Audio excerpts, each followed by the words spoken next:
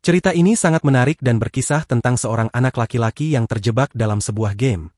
Tapi jangan anggap ini game biasa, karena pencipta game tersebut telah menghapus tombol logout dari dalam game. Akibatnya, semua pemain yang ada di sana terperangkap. Satu-satunya cara keluar dari game ini adalah menyelesaikannya dengan mengalahkan total 100 lantai. Sebelum cerita dimulai, dijelaskan bahwa uji beta dari game ini sudah selesai dilakukan. Game bernama Sword Art Online ini siap diluncurkan. Semua pemain, baik yang ikut dalam uji beta maupun yang tidak, sangat antusias. Di sini, kita diperkenalkan pada karakter utama, Kirigaya Kirito, yang bersiap-siap untuk masuk ke game menggunakan perangkat Nerve Gear. Pada hari Minggu, tepat pukul 1 siang, game ini diluncurkan. Kirito mengenakan helmnya, berbaring, dan begitu jam menunjukkan pukul 1, dia langsung masuk ke dalam game. Game dimulai di lantai pertama, di mana nama avatarnya adalah Kirito. Karena sudah tahu apa yang harus dilakukan, Kirito segera bergerak cepat, sementara pemain lain masih bingung harus mulai dari mana. Di tengah kekacauan, seorang pemain bernama Klein mendekati Kirito. Dia meminta bantuan karena mengetahui Kirito adalah salah satu pemain uji beta yang sudah lebih berpengalaman. Dengan pengetahuannya yang luas tentang game ini, Kirito mengizinkan Klein untuk bergabung dengannya. Keduanya melanjutkan perjalanan dan melawan beberapa monster liar untuk mendapatkan item. Hubungan mereka menjadi semakin akrab. Saat itulah Klein berkata bahwa dia memesan pizza dan mencoba keluar untuk memakannya, tetapi tidak menemukan tombol logout. Kirito memeriksa hal yang sama dan mendapati bahwa tombol logout juga tidak ada di layarnya. Awalnya mereka mengira ini adalah bug, tetapi tak lama kemudian, mereka dipindahkan ke pusat kota dalam game. Di sana, pencipta game, Kayaba Akihiko, muncul dan menjelaskan bahwa menghilangnya tombol logout bukanlah kesalahan, melainkan fitur game. Jika pemain mencoba melepas Nerve Gear secara paksa, mereka akan mati. Satu-satunya cara keluar adalah menyelesaikan game dengan mengalahkan semua bos di 100 lantai. Setiap lantai memiliki bos yang harus dikalahkan sebelum naik ke lantai berikutnya. Setelah mengalahkan bos terakhir, mereka akan dikembalikan ke dunia nyata. Kemudian, mereka semua tiba-tiba dipindahkan kembali, tetapi kali ini dengan wajah asli mereka yang mencerminkan penampilan mereka di dunia nyata. Kirito menyadari bahwa tidak ada gunanya membuang waktu untuk berdebat. Dia harus menyelesaikan 100 lantai untuk bisa keluar. Dia memulai perjalanannya ke desa berikutnya. Ketika Kirito bertanya apakah Klein ingin ikut dengannya, Klein menolak, karena dia tidak bisa meninggalkan teman-temannya yang masih kebingungan di sana. Klein memutuskan untuk tetap tinggal. Kirito sebenarnya tidak memiliki masalah untuk berhenti. Dia meninggalkan tempat itu dan melanjutkan perjalanan. Dia tahu jika ingin menyelesaikan game ini, dia harus menjadi yang terkuat. Kirito sudah siap untuk itu. Waktu berlalu sekitar 1 bulan, dan kita mengetahui bahwa hingga saat ini, lantai pertama belum berhasil diselesaikan. Dari 10.000 pemain asli yang memasuki game ini sejak awal, 2.000 diantaranya telah tewas. Namun, lantai pertama tetap tak terpecahkan. Penyebab utamanya adalah kurangnya persatuan dan kerja tim di antara mereka. Semua pemain mencoba melawan sendiri-sendiri dan akhirnya terbunuh satu persatu. Melihat situasi ini, beberapa pemain terkuat mengadakan pertemuan khusus hanya untuk pemain yang kuat. Mereka mendiskusikan strategi untuk menaklukkan lantai pertama, karena jika lantai awal saja sulit diselesaikan, bagaimana mereka bisa melewati 100 lantai? Di tengah diskusi, seorang pemain bernama Diabel berbicara. Ia mengungkapkan bahwa timnya sebelumnya menemukan lokasi ruang bos di lantai pertama. Namun, timnya terbunuh karena mereka tidak merencanakan strategi dengan matang. Mereka hanya mengandalkan kekuatan fisik, berhasil menemukan ruang bos, tetapi akhirnya gagal. Diabel mengusulkan agar mereka mencoba lagi dengan formasi 6 tim, sehingga mereka bisa bekerja sama untuk mengalahkan bos tersebut. Semua mulai membentuk tim, tetapi Kirito tidak menemukan siapapun yang mau bekerja sama dengannya. Saat itulah Kirito melihat seorang gadis bernama Asuna duduk sendirian. Ia langsung berbicara dengannya, dan mereka akhirnya membentuk tim bersama. Sebelum mereka menyusun strategi, seorang pemain bernama Kibao muncul dan menyalahkan para pemain beta tester. Menurutnya, mereka seharusnya meminta maaf karena sudah memiliki pengalaman bermain sebelumnya, sementara pemain lain baru pertama kali masuk ke dalam game ini. Namun, seorang pemain bernama Agil mendekati Kibao dan dengan tenang menjelaskan bahwa beta tester memang memiliki keuntungan, tetapi mereka juga telah membuat panduan untuk membantu pemain lain. Agil menunjukkan panduan tersebut kepada semua orang dan mengatakan bahwa panduan itu dapat membantu mereka memahami lebih baik cara mengalahkan bos. Adegan pun berubah, dan kita melihat mereka akhirnya sampai di ruang bos. Semua tim mengepung bos tersebut, dan awalnya semua berjalan sesuai panduan. Namun, Tiba-tiba bos tersebut mengeluarkan pedang yang sangat kuat. Kirito segera menyadari bahwa ini adalah pedang yang sama yang pernah ia lihat saat beta testing. Ia memperingatkan semua orang untuk menjauh. Sayangnya, Diabel sudah terlalu dekat dan terluka parah. HP-nya hampir habis, dan meskipun Kit mencoba memberikan ramuan penyembuhan, Diabel menolak, mengatakan itu adalah kesalahannya sendiri. Diabel mengakui bahwa ia serakah ingin mendapatkan senjata dari bos, karena ia tahu hanya yang memberikan serangan terakhir yang akan mendapatkannya. Kirito dan Asuna kemudian maju bersama untuk menyerang bos. Mereka mencoba mengalihkan perhatian bos agar bisa menyerang dari arah berbeda. Namun, serangan bos mengenai Kirito, yang terpental ke arah Asuna. Saat itu, Agil dan timnya datang untuk membantu. Ia meminta Kirito beristirahat sejenak, sementara mereka menahan bos. Setelah Kirito pulih, ia maju dan memberikan serangan terakhir, mengalahkan bos tersebut. Semua sangat senang karena akhirnya lantai pertama berhasil diselesaikan. Namun, Kibao tidak senang dan menuduh Kirito hanya menang karena ia seorang beta tester, merendahkannya di depan yang lain. Mendengar hal itu, Kirito tertawa terbahak-bahak.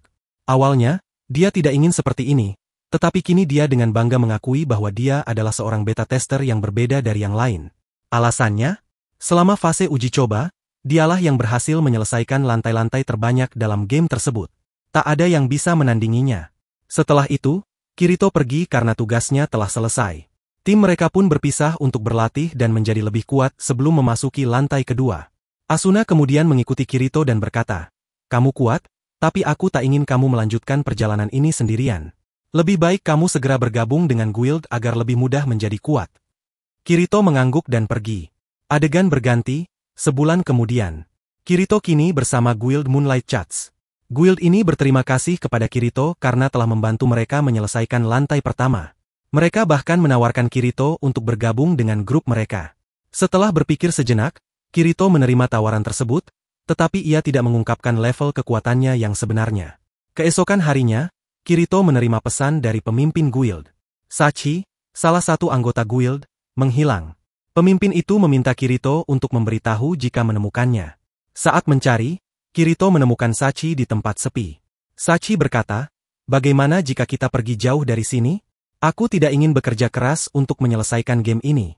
Kita hanya akan kembali jika game ini selesai." Kirito menenangkannya dengan berkata bahwa guild mereka cukup kuat untuk bertahan, dan ia berjanji akan melindungi mereka dari masalah apapun. Keesokan harinya, Kirito membeli rumah untuk guild mereka, tempat mereka semua tinggal bersama. Namun, saat menjelajahi Dungeon, mereka menemukan sebuah ruangan kosong dengan peti harta di tengahnya. Semua sangat gembira, tetapi Kirito sadar bahwa ini adalah jebakan. Sebelum ia sempat memperingatkan, pintu keluar terkunci, dan mereka terjebak. Teleportasi kristal yang mereka coba gunakan pun gagal. Tiba-tiba, banyak monster muncul dan menyerang mereka. Karena ruangan sempit, mereka kesulitan melawan. Kirito hanya bisa menyaksikan teman-temannya terbunuh satu persatu, termasuk Sachi, yang telah ia janjikan untuk melindunginya. Belakangan, Kirito mengetahui tentang kristal khusus yang dapat menghidupkan kembali pemain, tetapi hanya bisa diperoleh dengan mengalahkan bos tertentu pada hari Natal. Ketika Natal tiba, Kirito pergi mencari bos tersebut. Di tengah perjalanan, ia bertemu dengan grup Klein, yang menawarkan bantuan. Namun, grup lain muncul untuk menghentikan mereka. Klein dan timnya bertarung melawan grup tersebut, sementara Kirito menemukan bos itu, mengalahkannya, dan mendapatkan kristal tersebut.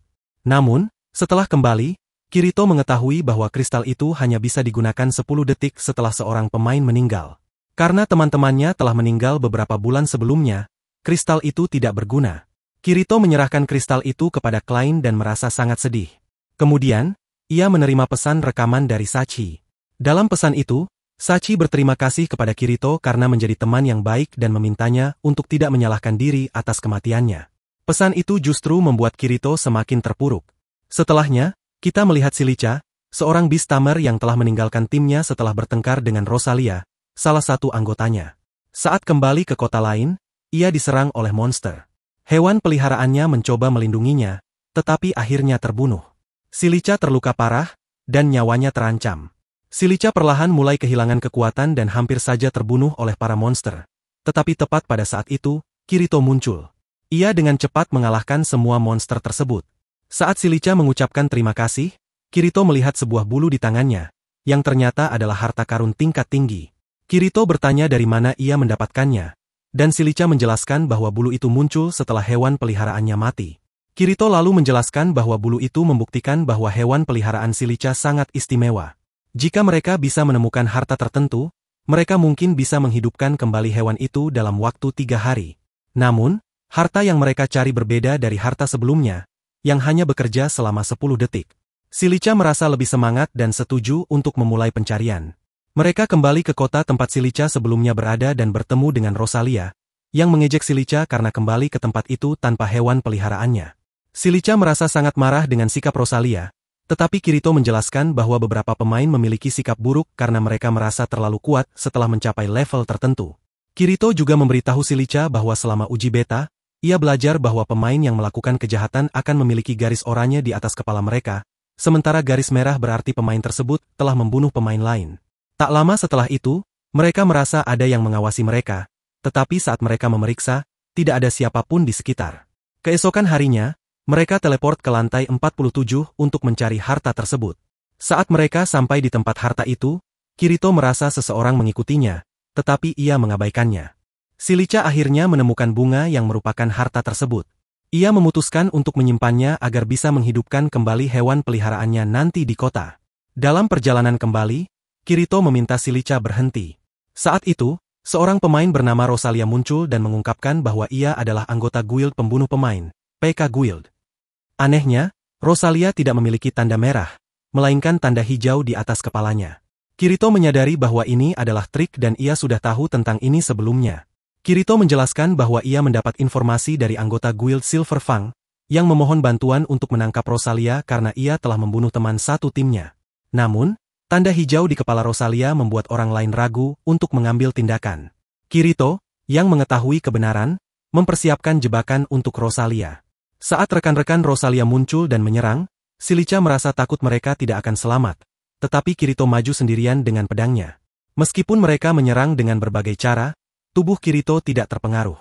Mereka menyadari bahwa Kirito berada di level 78, jauh di atas level mereka. Rosalia akhirnya menyerah, dan sebelum ia sempat bertindak lebih jauh, Kirito mengirimnya langsung ke penjara. Setelah itu, Kirito meminta maaf kepada Shilicha karena telah memanfaatkan situasi untuk menjebak Rosalia, tetapi Shilicha tidak keberatan karena mereka berhasil selamat. Shilicha kemudian menggunakan cairan dari bunga tersebut pada bulu harta karun, yang menghidupkan kembali hewan peliharaannya. Shilicha sangat senang dan berterima kasih kepada Kirito. Setelah itu, mereka berpisah, tetapi berjanji akan bertemu lagi di masa depan. Tentu saja kami akan bertemu lagi. Sekarang sudah cukup lama waktu berlalu sejak terakhir kali kami di sini. Saat ini, kita melihat Asuna, yang mengadakan pertemuan untuk guild barunya, Blood Oath. Dalam pertemuan ini, Kirito juga hadir. Mereka kini telah mencapai lantai 56, tetapi mengalahkan bos di lantai ini cukup sulit. Karena itu, Asuna menyarankan untuk mencoba membawa bos tersebut ke arah kota. Kirito menentang ide ini dengan alasan bahwa penduduk kota akan terancam, tetapi Asuna dengan dingin menjawab bahwa itu tidak masalah karena mereka hanyalah NPC, karakter yang dibuat komputer, yang nantinya bisa direspawn. Meskipun begitu, Kirito merasa rencana ini tidak benar. Kemudian, Kirito bertemu dengan Agil. Agil mengingatkan bahwa Kirito dulu pernah memberi nasihat kepada Asuna untuk melanjutkan perjalanan bersama tim. Kini, Asuna telah berkembang pesat hingga menjadi wakil Kapten Blood Oath. Di adegan berikutnya, Kirito terlihat sedang bersantai di bawah kain. Asuna mendatanginya dan berkata bahwa mereka sedang memikirkan cara untuk mengalahkan bos lantai, tetapi Kirito justru tidur-tiduran. Kirito menjawab bahwa bos pasti akan dikalahkan suatu hari, dan cuaca hari ini sangat bagus untuk bersantai. Ia pun kembali tidur. Saat ia terbangun, Kirito melihat Asuna juga tertidur di dekatnya. Kirito memutuskan untuk tidak pergi karena ia khawatir seseorang mungkin menyerang Asuna jika ia meninggalkannya. Ketika Asuna terbangun di sore hari, ia mengucapkan terima kasih kepada Kirito dan kemudian mengajaknya makan di sebuah restoran. Saat sedang makan, mereka mendengar suara kaca pecah. Ketika mereka keluar, mereka melihat seorang pemain tergantung di udara dengan tombak menembus dadanya. Tak lama kemudian, pemain itu meninggal dan tubuhnya menghilang. Kirito sangat terkejut karena kejadian itu terjadi di Save Zone, di mana seharusnya tidak ada pemain yang bisa mati. Selain itu, semua orang di sekitar memiliki signal hijau di atas kepala mereka, yang berarti mereka tidak bersalah. Kirito dan Asuna memutuskan untuk menyelidiki kasus ini. Mereka mendatangi seorang gadis yang berteriak di restoran, yang suaranya menarik perhatian mereka. Gadis itu bernama Yolko dan ia mengatakan bahwa pemain yang tewas adalah temannya. Ia tidak tahu banyak tentang kejadian tersebut. Namun, mereka kemudian menemukan senjata yang digunakan untuk membunuh pemain itu. Mereka membawa senjata tersebut ke Agil, yang memiliki kemampuan untuk melacak pemilik atau penciptanya. Dengan menggunakan keterampilannya, Agil mengetahui bahwa senjata itu dibuat oleh seorang pemain bernama Grimlock. Yolko mengenali nama Grimlock dan mulai menceritakan kisah lama guild lamanya, Golden Apple. Pemimpin guild, Griselda, menemukan sebuah cincin yang aneh. Mereka menganggap cincin itu sebagai harta karun yang bisa dijual. Namun, sebelum cincin itu dijual, Griselda tiba-tiba tewas. Suaminya, Grimlock, menjadi penyendiri setelah kejadian itu. Guild Golden Apple terdiri dari beberapa anggota, termasuk Yolko, pemain yang baru saja tewas, dan seorang pemain lain bernama Schmidt. Ketiganya menginginkan cincin tersebut untuk diri mereka sendiri. Schmidt meninggalkan guild ketika mereka kalah dalam pertempuran dengan grup bernama Divided Dragon Alliance. Kirito merenungkan bahwa kematian pemain di Save Zone hanya mungkin terjadi karena 3 alasan. Pertama, pertarungan adil antara 2 pemain, di mana signal merah tidak muncul. Kedua, adanya bug atau kesalahan dalam permainan. Ketiga, adanya item atau alat tertentu yang memungkinkan membunuh tanpa menyebabkan signal merah. Namun, Kirito merasa opsi ketiga tidak masuk akal karena pengembang game tidak mungkin menciptakan item semacam itu. Kemudian, Kirito dan Asuna pergi bersama Yolko untuk bertemu Schmidt. Dalam perjalanan, Yolko mengungkapkan bahwa ia tidak mencurigai Schmidt, tetapi merasa bahwa jiwa Griselda telah kembali untuk membalas dendam. Ia percaya bahwa Griselda tewas secara misterius karena mencoba menjual cincin itu. Saat berbicara, Yolko tiba-tiba berjalan ke jendela dan melihat keluar. Ia terkejut dan kehilangan keseimbangan, jatuh dari jendela. Kirito melihat tubuhnya tertusuk sebuah belati. Pada saat yang sama, Kirito melihat seseorang berdiri di atas sebuah bangunan di kejauhan. Kirito mengejar seorang pemain yang wajahnya tidak terlihat. Tetapi pemain itu menggunakan teleportation stone dan menghilang. Setelah itu, Kat dan Asuna berada bersama Schmidt, yang terlihat sangat ketakutan. Schmidt mulai percaya bahwa hantu Griselda mungkin yang melakukan semua ini. Namun, Kirito merasa itu tidak masuk akal. Saat Kirito dan Asuna duduk bersama di sore hari, Kirito bertanya-tanya apakah benar hantu Griselda datang untuk membalas dendam. Asuna, sambil menyuruh Kirito makan, mengatakan bahwa dia akan memikirkan hal itu nanti. Kirito terkejut melihat Asuna bisa memasak. Saat dia mencoba mengambil makanan dari tasnya, makanan itu jatuh ke tanah dan menghilang. Kirito tiba-tiba menyadari sesuatu. Adegan kemudian berubah ke Schmidt, yang berada di makam Griselda dan meminta maaf jika dia pernah melakukan sesuatu yang salah. Namun, 2 orang misterius muncul, membuat Schmidt ketakutan. Mereka memberitahu Schmidt bahwa mereka telah meneliti dan menemukan bahwa sebelum Griselda meninggal, seseorang melihat Schmidt memiliki teleportation stone. Schmidt akhirnya mengaku bahwa dia memang bersalah, tetapi dia tidak tahu siapa yang memerintahkannya melakukan hal itu. Sementara itu, Kirito dan Asuna mendiskusikan bahwa meskipun di Save Zone pemain tidak bisa kehilangan health points, ada alat yang dapat melemahkan item pemain lain. Kirito menyimpulkan bahwa seseorang mungkin telah melemahkan armor pemain pertama yang mati, tetapi karena dia berada di Save Zone, dia tidak bisa dibunuh. Saat diserang, dia menggunakan teleportation stone untuk melarikan diri. Schmidt akhirnya mengaku bahwa dia memiliki teleportation stone, tetapi dia meminta mereka untuk tidak membunuhnya. Saat itu, 3 anggota Laughing Coffin muncul dan membuat Schmidt lumpuh. Namun, Kirito tiba tepat waktu, dan ketiga anggota Laughing Coffin melarikan diri. Kemudian, terungkap bahwa 2 orang misterius sebelumnya adalah Yuko dan pemain lain yang telah meninggal. Mereka mengatur rencana ini untuk menemukan pembunuh sebenarnya dari Griselda. Mereka tahu bahwa ada seseorang di balik semua ini, tetapi Schmidt sendiri tidak mengetahuinya. Kirito dan Asuna menyimpulkan bahwa ketika pasangan menikah dalam game, inventori mereka terhubung. Jika salah satu dari mereka mati, inventori keduanya akan diberikan kepada pasangan yang masih hidup. Kirito mencurigai Grimlock, dan mereka akhirnya menemukan serta menangkapnya. Grimlock mengakui bahwa dia membunuh Griselda, tetapi alasannya berbeda. Dia mengatakan bahwa dia dan Griselda adalah suami istri di dunia nyata. Namun, setelah beberapa waktu bermain game, perilaku Griselda berubah, dan itulah yang membuat Grimlock mengambil keputusan untuk menghabisinya.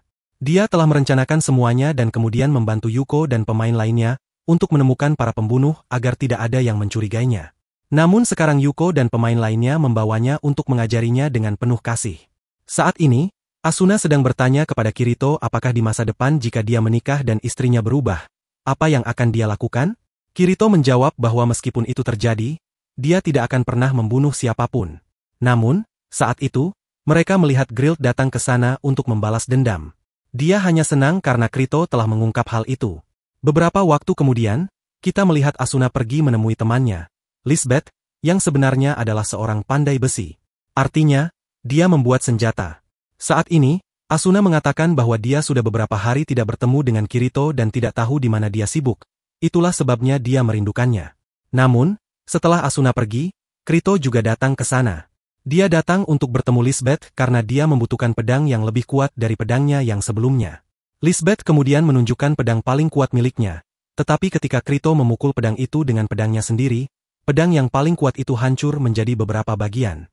Melihat ini, Lisbeth sangat terkejut.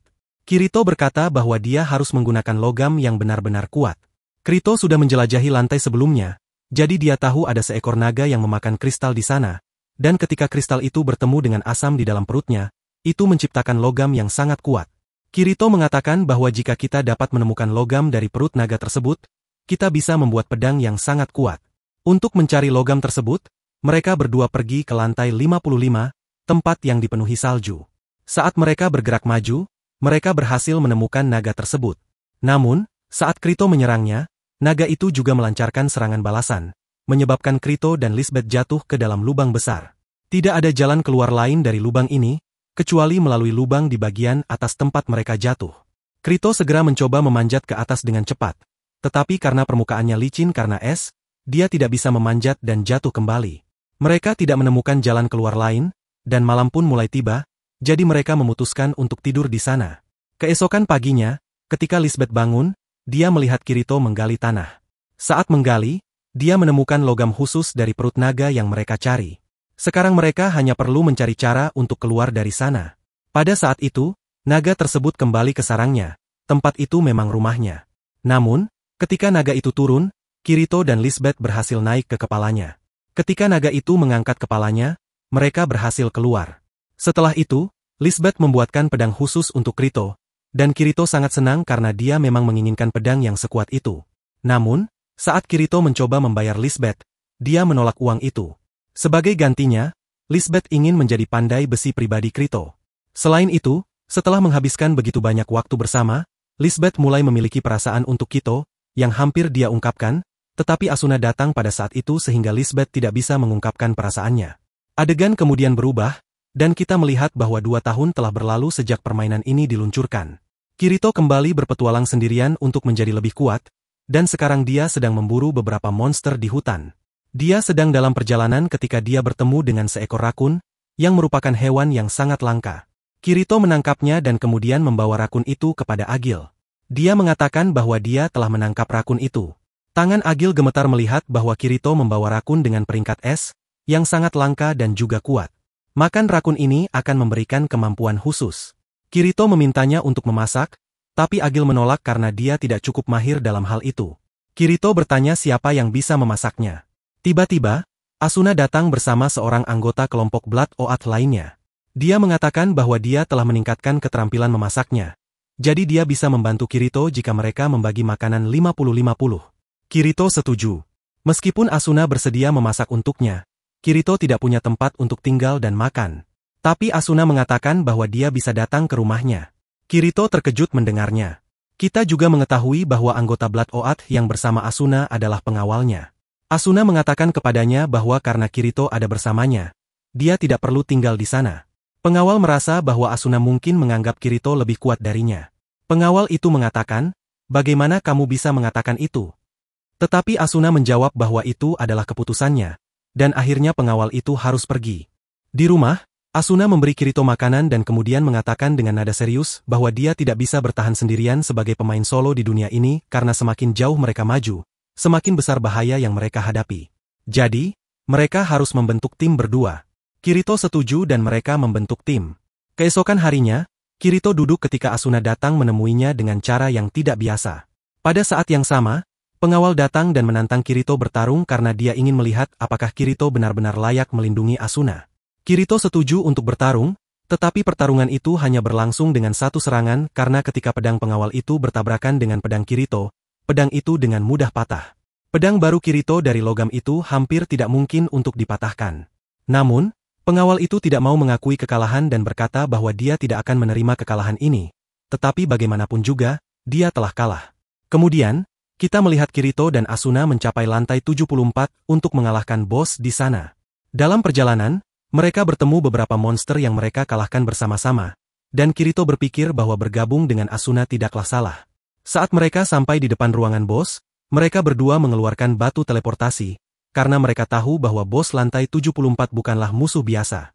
Begitu mereka membuka pintu, muncul monster dengan mata besar yang sangat berbahaya, jadi mereka segera melarikan diri dan beristirahat sejenak. Asuna bertanya kepada Kirito mengapa dia hanya menggunakan satu pedang dan tidak menggunakan perisai di tangan yang lain, karena itu bisa membantunya dalam pertempuran. Tapi entah mengapa, Kirito tidak ingin menjawab pertanyaan itu. Asuna mengatakan tidak apa-apa dan bahwa dia tidak perlu menjawab. Dia benar-benar merasa seperti ada pesta di lantai 74. Saat itu, Klein dan beberapa temannya datang. Mereka terkejut melihat Kirito bersama seorang pemain lain, terutama seorang gadis, karena Kirito adalah pemain solo. Jadi mereka mulai membuat cerita di kepala mereka. Pada saat yang sama, guild yang pernah kita lihat di awal cerita muncul, yaitu guild Moonlight Cat. Kirito dulunya adalah anggota guild ini, tetapi kemudian dia memutuskan untuk melanjutkan sendiri sebagai pemain solo. Pemimpin guild mendekati Kirito dan mengatakan bahwa dia ingin semua informasi tentang tempat itu. Dia bahkan bersedia bertarung dengan Kirito untuk mendapatkannya. Tetapi Kirito tidak memberikannya secara cuma-cuma karena dia tidak punya masalah dengan itu. Setelah mendapatkan informasi, Kirito menyadari bahwa anggota guild Moonlight Cat lainnya tampak sangat lelah. Mungkin karena mereka baru saja bertarung dengan monster lain.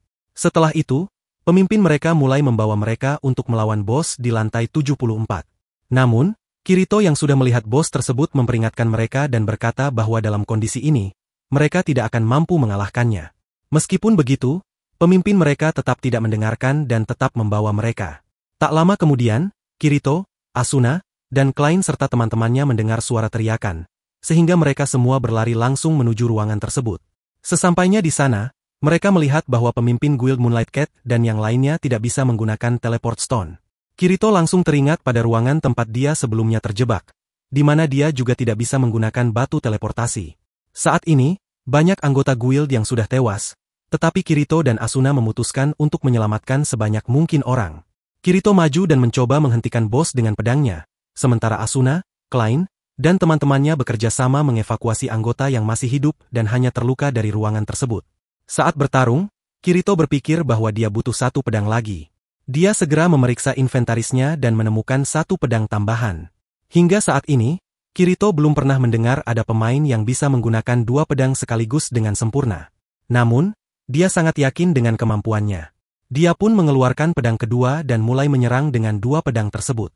Tak lama kemudian, tulis Bet-an, Congratulations, muncul di depan mereka, menandakan bahwa dia berhasil mengalahkan bos tersebut. Namun, anehnya, HP Kirito sudah sangat rendah sehingga jika dia jatuh sedikit saja, dia bisa tereliminasi. Karena kelelahan, dia akhirnya jatuh, tetapi tidak tereliminasi karena bukan serangan yang membuatnya jatuh.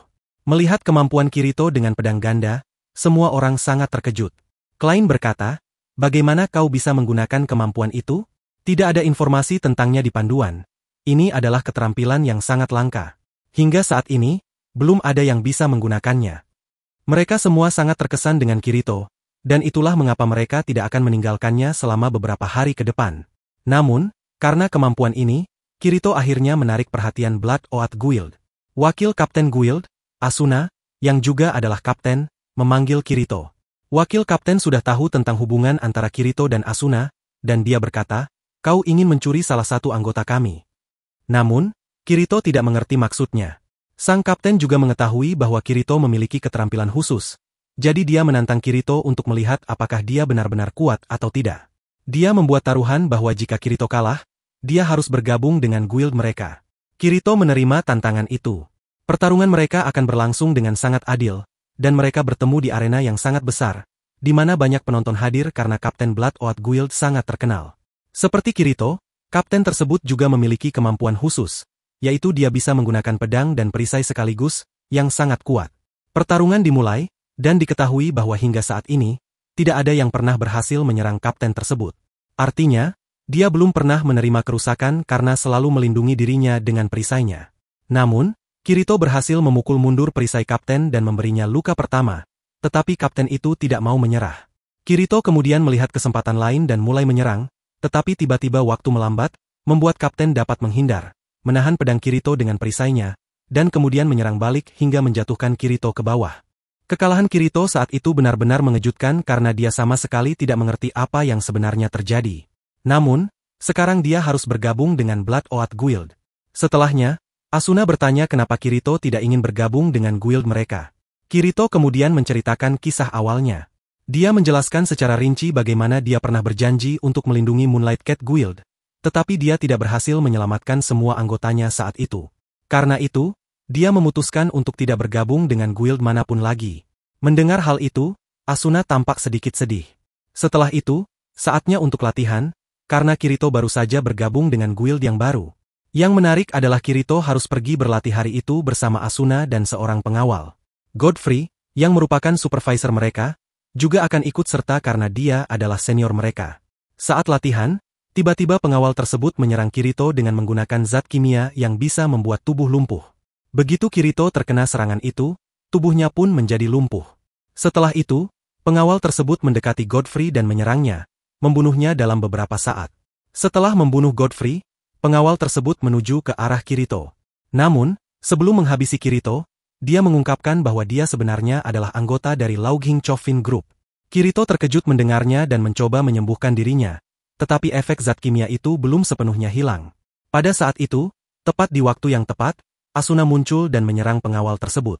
Meski begitu, pengawal itu sangat kuat karena dia telah menyembunyikan kekuatannya, yang membuatnya bisa mengalahkan Asuna. Pengawal itu hampir menghabisi Asuna, tapi saat itu Kirito maju dan menerima serangan itu dengan tangan kanannya. Akibatnya, tangan kanannya terpotong, tetapi Kirito berhasil mengalahkan pengawal tersebut hanya dengan menggunakan tangan kirinya. Setelahnya, mereka melakukan perawatan seadanya seperti yang biasa dilakukan oleh orang normal. Meskipun tangan Kirito terpotong, dia lebih dulu menciumnya, dan kemudian mereka menghabiskan malam bersama. Saat pagi tiba, Kirito mengusulkan untuk pergi ke danau di lantai 22 karena pemandangannya sangat indah. Dia juga berkata bahwa setelah itu, mereka bisa menikah.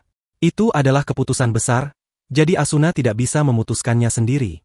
Dia harus bertanya pada seseorang, dan dalam situasi seperti itu, biasanya kita akan bertanya pada orang tua. Namun, Asuna memutuskan untuk bertanya pada pemimpin guild mereka, yaitu Kapten, apakah dia bisa pergi untuk menikah dan meminta cuti. Kapten menyetujuinya karena itu bukan masalah besar. Lalu, Asuna dan Kirito pergi ke lantai 20 dan membeli sebuah rumah di sana karena Kirito sekarang sangat kaya. Mereka beristirahat di sana selama beberapa hari dan menikmati waktu bersama. Setelah itu, kita melihat bahwa Kirito dan Asuna berjalan-jalan di hutan. Saat itu, Kirito mengatakan bahwa dia mendengar dari beberapa orang bahwa ada hantu yang berkeliaran di tempat itu. Asuna merasa takut mendengarnya, dan pada saat yang sama, mereka melihat seorang gadis kecil mengenakan pakaian putih yang melintas di dekat mereka. Tapi, dia mungkin bukan hantu, mungkin seorang pemain. Ketika Kirito dan Asuna mendekati gadis itu, Kirito segera menyadari bahwa tidak ada kursor di atas kepala gadis tersebut. Kursor yang dimaksud adalah garis hijau atau merah, yang berarti dia bukan pemain. Selain itu, dia juga bukan NPC, non-player karakter yang diciptakan oleh komputer. Dan ketiga, dia juga bukan pemberi quest, yang biasanya memberikan misi kepada para pemain dengan imbalan item tertentu. Kirito jadi bingung siapa sebenarnya gadis itu. Saat mereka sampai di sana, mereka menemukan gadis itu dalam keadaan pingsan. Keesokan harinya, saat gadis itu sadar, kita mengetahui namanya adalah Yui. Namun, Yui tidak mengingat apapun tentang masa lalunya. Jadi, selain namanya, kita tidak tahu apa-apa lagi.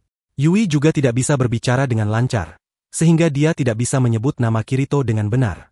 Karena itu, dia memanggil Kirito dengan sebutan Daddy, dan Asuna, Mommy.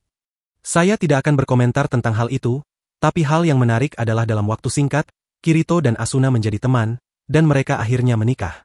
Mereka bahkan memiliki seorang anak perempuan berusia 5 tahun.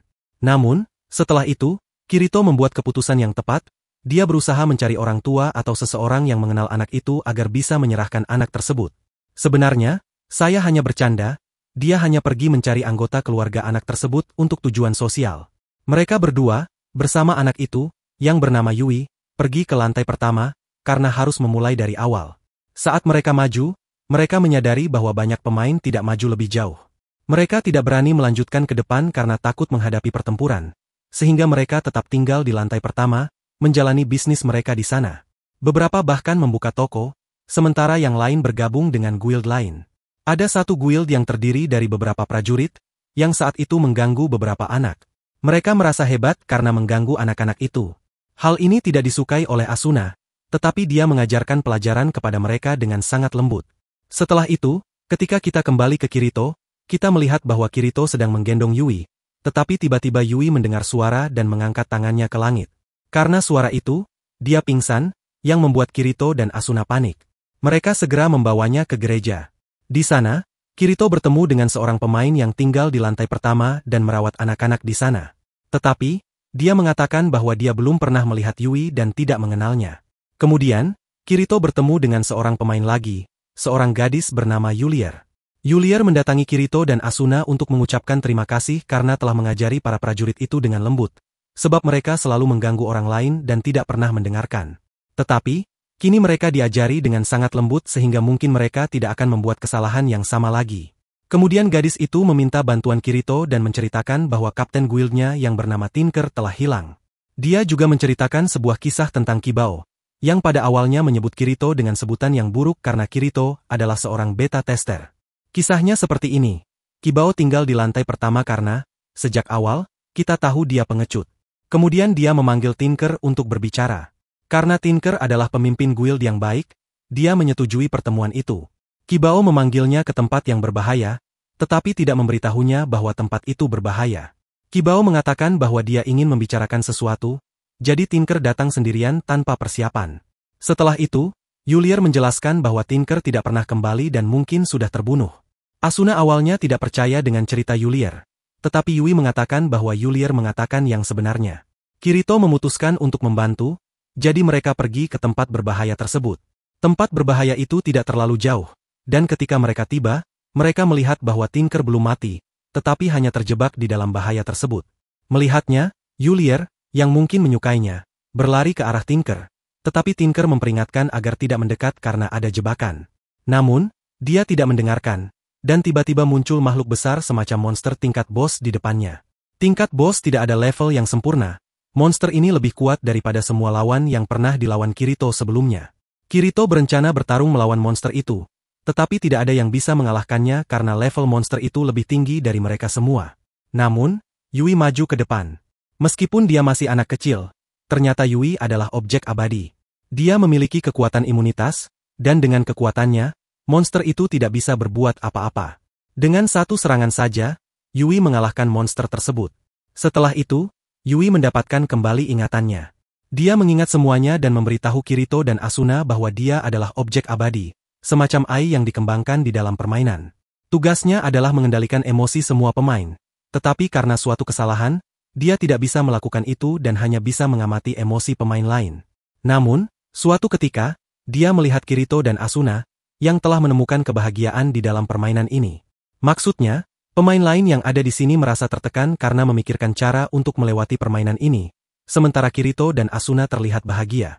Melihat hal ini, Yui memutuskan untuk menemui mereka. Namun, dalam upaya untuk bertemu dengan mereka, Yui kehilangan ingatannya. Sebenarnya, Yui juga menggunakan sistem untuk menciptakan makhluk level boss sehingga dia bisa menghapus boss tersebut. Tetapi tindakan ini diketahui oleh AI lain dalam permainan. AI lain ini mulai mencoba menghapus Yui. Namun, sebelum Yui sepenuhnya dihapus, Kirito segera mengetik di keyboard yang terhubung ke permainan untuk menciptakan item dalam permainan yang dapat menyimpan program Yui. Kirito berhasil melakukan ini. Sementara itu, kita melihat bahwa liburan mereka sudah berlangsung selama 2 minggu. Karena itu, mereka menerima pemberitahuan darurat dari guild. Mereka segera menuju ke guild, di mana pemimpin guild memberitahu bahwa salah satu tim mereka, yang terdiri dari 20 anggota, telah pergi untuk melawan monster level boss. Namun, ketika ruangan tempat mereka bertarung telah selesai dibersihkan, tidak ditemukan bos maupun anggota tim mereka.